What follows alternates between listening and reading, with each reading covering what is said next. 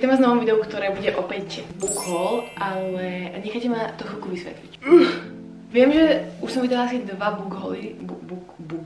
Viem, že už som vydala asi dva book hauly za poslednú dobu, ale na moju obranu jednom videu z toho neboli nové knižky alebo knižky, ktoré som... Reálne, keď ste chorí alebo niečo máme, tak vás zadýcha iba to, že prekladáte knižky z miesta na miesto. Chcela som povedať, že ten book haul predtým, čo som natáčala, tak vlastne bolo dosť knížiek, alebo je to knižky, ktoré mám doma. Nekúpila som si ich, reálne iba 200 som si kúpila a to boli tieto dve a už som na obidve natáčala samostatné video.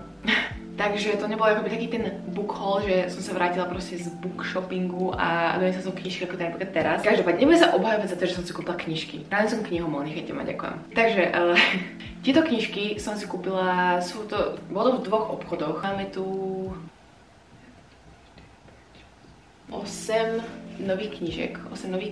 Hovorím, v tých videách predtým boli knižky, ktoré som mala doma a tieto sú také, že som si asi po neviem koľkých mesiacoch nekupovania kníh, akoby takto naraz vo veľkom, tak som si povedala, že pôjdem proste, spravím si pekný deň a kúpim si knihy, na ktoré sa buď mega teším, alebo ich budem čítať proste cez jeseň, alebo proste knižky, na ktoré sa ja extrémne teším. Potom sú tu aj nejaké random. Ja ich mám zoradené ešte stále v tom poradí, v akom som ich akoby vyberala a kupovala, takže musíme ísť od spodu. Chcem ešte povedať, že neviem o tých knižkách moc, o niektorých skoro vôbec nič, ale iba sa na ne mega teším, takže nebude to nejaké, hovorím zase, obsiahle video, o čom tie knižky sú, takže bohužiaľ vám ukážem knižky, ktoré sa chystám čítať, ktoré som si kúpila, takže... Prvú knižku, ktorú tu máme a prvú knižku, ktorú vám ukážem, prvú knižku, ktorú som si kúpila, myslím, že to chápete, tak sa volá Tichý dom. Toto je jedna z tých knížiek, o ktorej neviem asi že absolútne nič, iba že nie je moc dlhá, takže som bola taká, že si o nej neviem nič, ale skúsim ju prečítať a možno spravím niekedy nejaké video, že čítam knižky, ktoré som si náhodne kúpila, neviem ešte, čo s tým spravím. Pointa je to, že som okolo tejto knižky chodila v tom obchode maličkom strašne dlho a stále ju tam mali, akoby neviem, či stále túto istú kópiu a to asi nie, neviem, či sme akože úplne až taký soulmates s tou knihou. A stále ju zlacňovali, takže neviem, či si ju fakt nikto nechcel kúpiť, ale viem, že najprv stála 7 eur, potom stála 5 eur, potom stála, neviem, ale ja som kúpila za euro 50. Hardcover, proste s tým tvrdým obalom, čiže mám rada také knižky. Keď tam dole obálku, tak to vyzerá nejako takto. Bol sa to Tichý dom, všade sú tam, to nie sú knihy, to sú dvere. OK, mne práve došlo, že to není knižnica na tej obálke, ale že to sú proste dvere. Bohužiaľ vás sklamám, ale netuším, o čom to je. Ani si nechcem moc čítať ten zadok tej knižky. Ja milujem ísť do tých kníh akoby poslepu, proste chápeme sa. Mám z toho úplne úžasné vibes a malo by to byť... Ja som si ten zadok tej knihy čítala veľmi dávno, takže možno to budem teraz trepať hovadiny, ale o nejakej žene, čo žije proste v nejakom byte a viem, že tam budú aj jej vnúčatá alebo také niečo, potom možno ja vôbec neviem. Možno by to malo byť niečo ako taký ten magical realism, že vlastne malo by to byť akože odhráva sa to normálne u nás akoby ľudí a toto, ale mali by tam byť nejaké magické prvky. Ale strašne sa na to teším a pravdepodobne o tom bude nejaké video alebo to bude zahrnuté v nejakom knižnom videu. Ďalej tu máme, čo tu máme ďalej?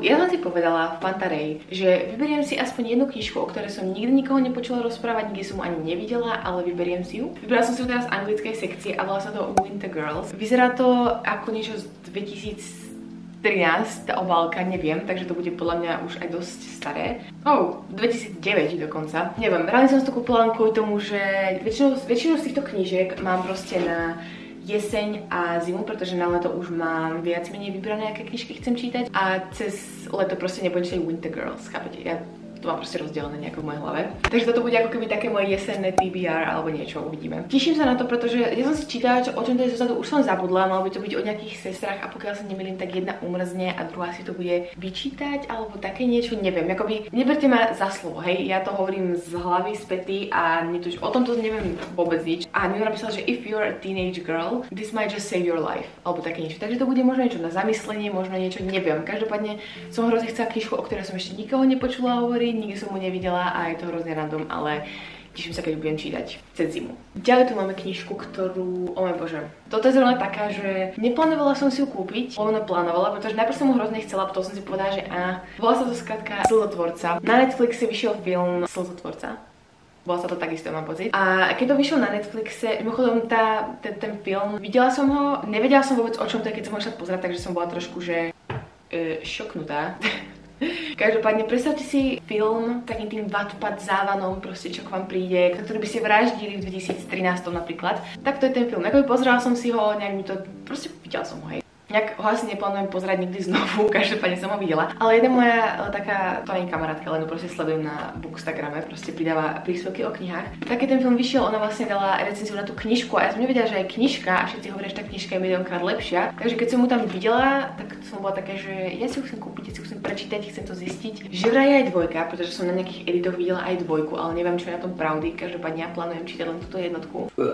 Toto zrovna viem, o čom je, pretože som videla ten film. Je to o nejakej babe, ktorá, inak ten film je taliansky, pokiaľ sa nemýlim. Je to o nejakej babe, ktorá vyrastá v siročinci a potom si ju adoptuje nejaká rodina, ale je tam aj nejaká temná minulosť, čo jej robili v tom siročinci, čo sa dialo už od detstva, plus tam bol potom mužská hlavná postava. Proste Wattpad, viete jak. Potom si ich adoptuje tá istá rodina, no crazy.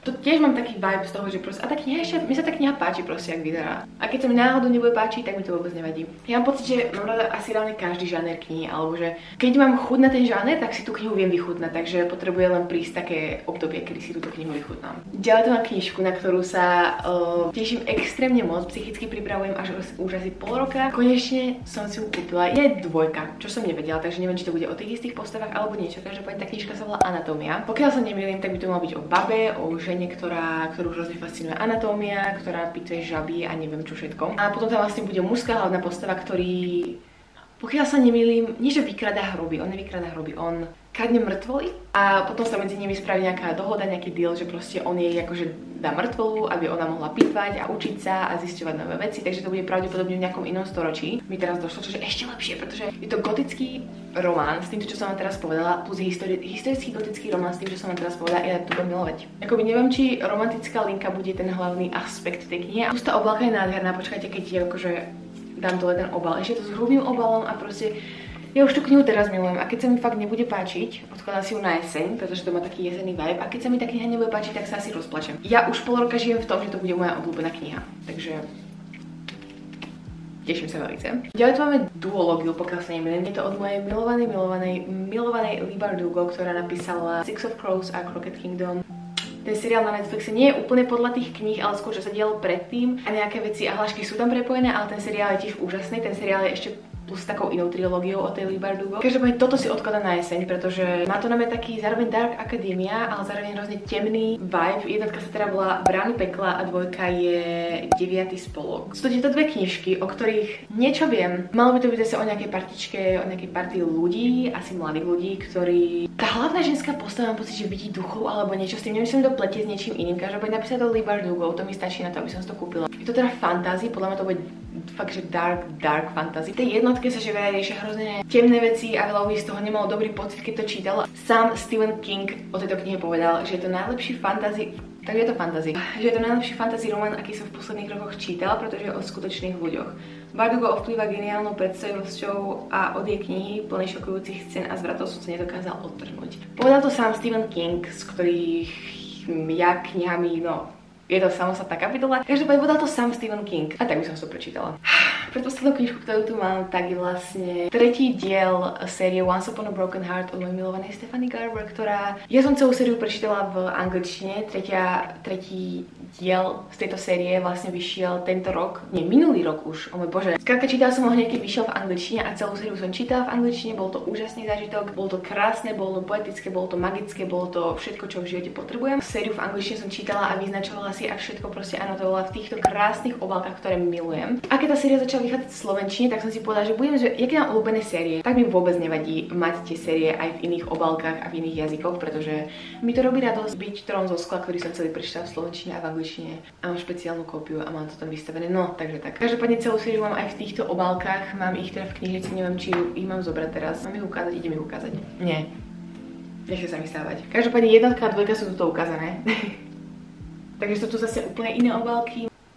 Pardon. Skrátka mi to robí radosť. A to je všetko, čo proste v živote potrebujete. Ale týchto sa ani nedotknem a nebudem do nich nič písať. Hej, tie moje špeciálne anglické verzie sú popísané a sú tam tieto ostatné takto nedotknuté a veľmi krásne uložené v mojej knižnici. Takže tak. Poslednú knižku, ktorú tu mám, tak je v angličtine sa to volá Babel. Absolútne neviem, či to vyslovujem dobre. V slovenčine mám pocit, že to je Babylon. Každopádne je to knižka Babel, Babylon od R.F. Kuang, ktorá napísala ju Poppy Wars, čo som ešte nečítala, pretože je to séria, ale viem, že je to mega populárna séria, ku ktorej by som sa niekedy chcela dostať. Ale čítala som od nej Yellowface, čo bola úplne geniálna knižka. Nečakala som, že ma niekedy takto chytí a takto bude baviť knižka, kde nie je ani že kúsok romantické linky. Tá knižka je nádherná, ja vám to najprv ukážem. Nádherná a hrubá. Malo by to byť, pokiaľ sa zase nemýlim, o nejakej zase skupinke ľudí, ale o nejakých študentoch a mohlo by to byť zase na nejakej prestížnej fakulte. Každopádne to je všetko, čo o tom viem. Vyhralo to aj nejakú cenu. Akadémia jazykov a mágie, môj bože. To bude fantasy. Nebudem čítať nikdy inokedy iba cez jeseň, pretože je to Dark Academia a je to taká jesenná knižka, podľa mňa ten deň sa vtedy odohráva a to nemôžem čítať cez leto. To si neužijem tak, ako si to užijem cez jeseň, ktorú milujem, takže väčšinu týchto knižiek majú jesenný vibe a nechávam si ich na jeseň. Normálne jak odbije polovica augusta, tak už pre mňa začína jeseň. To by boli všetky knižky, ktoré som si kúpila v 2 obchodoch v jeden deň. Ťahať toto domov ešte s tým mojím stavom momentálnym. Bolo to zaujímavé, stálo to za to. Pokiaľ by som mala vybrať jednu, na ktorú sa teším najviac, tak by to bola určite tá Anatómia. Akoby na každú z tých kníh sa teším, preto by som si ich prečo by som si ich kúpila inak, čo áno. To by bolo všetko úplne To by bolo úplne všetko z dnešného videa. Dúfam, že sa vám páčilo, dúfam, že som vás možno nejak nalákala na tieto knižky a nejakú si možno spolu prečítame cez jeseň spolu, akoby že narazu budeme čítať, chápeme sa. Nechcela som znieť creepy, sorry. Takže to bolo všetko, vy sa máte krásne, ďakujem, že ste tu so mnou boli a počúvali ma kecať o knihách, na ktoré sa extrémne teším a my sa uvidíme pri nejakom ďalšom videu. Pa pa!